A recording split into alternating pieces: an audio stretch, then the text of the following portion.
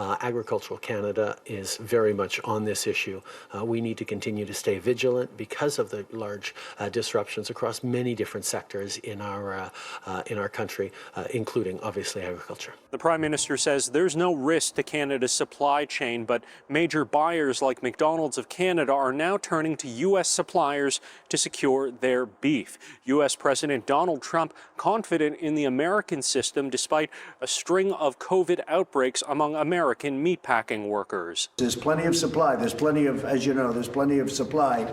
It's distribution, and we will probably have that today solved. It was a very unique circumstance because of liability. The U.S. president ordering meatpacking plants to stay open in the U.S. despite deaths among workers at plants in South Dakota, Washington State, and Colorado.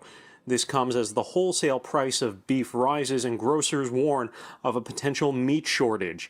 Here at home, Cargill's High River, Alberta plant has temporarily closed after one worker died of coronavirus, while a JBS plant also in Alberta has reduced operations. There's an outbreak in a plant with, a number of COVID positive cases.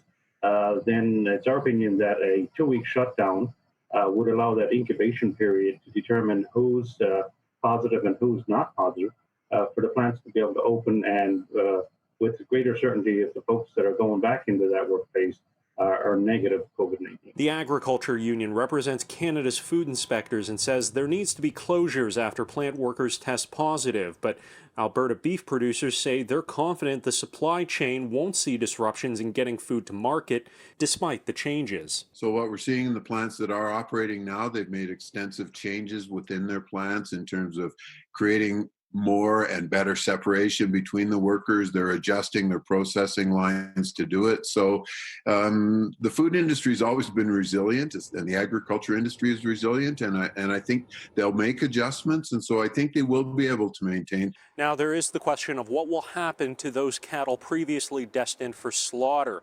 Those two plants mentioned represent close to 70% of Alberta's meatpacking capacity, and we've already seen crops like potatoes go to waste as the supply chain adjusts. But Alberta's cattle farmers say they'll just keep feeding their herds until the supply chain finds a new normal. In Ottawa, Xiaoli Li, City News.